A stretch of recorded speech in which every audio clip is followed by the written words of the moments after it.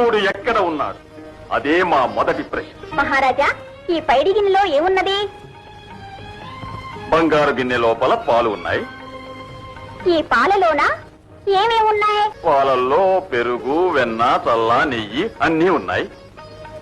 పాలల్లో నెయ్యి, చల్ల, వెన్న, పెరుగు ఎక్కడున్నాయో దేనికి దాన్నే చూపించండి చూద్దాం.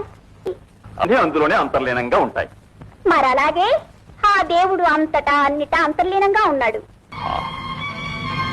దేవుడు ఏ దిక్కుగా చూస్తున్నాడు చెప్పగలిగితే ఇదేనా రెండవ ప్రశ్న. దీపం సెమ్మె. ఈ సెమ్మెలో పెరుగుతూ ఉండేదేమిటి? ఆరని దీపం. ఈ దీపం ఏ దిక్కుగా వెలుగు వెదజల్లుతూ ఉన్నది మీరు చెప్పగలరా? మరి ఎలా చెప్పమంటావు? ఈ సెమ్మెలో ఉన్న దీపం 4 ప్రక్కలా వెదజల్లుతూనే ఉంటుంది వెలుగులు.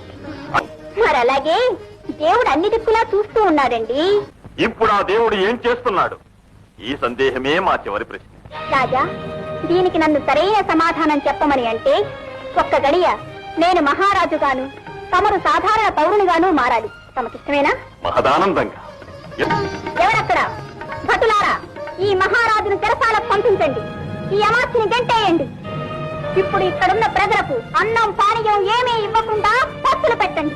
తల్లి, ఇదెక్కడి వేడుక? వేడుక కాదు మహారాజా, ఇదే ఇప్పుడు ఆ దేవుడు ఏం చేస్తున్నాడన్న దానికి అర్థం. నన్ను మహారాజును చేసి, తమన్ను ఒక పౌరుణ్ణి చేసి, ఒక్క క్షణ కాలంలో దేవుడు ఈ విధంగా ఒక నాటకాన్ని ఆడించాడు. ఇప్పుడు అర్థమైందా దేవుడు ఏం చేస్తున్నాడు అన్నది? తల్లి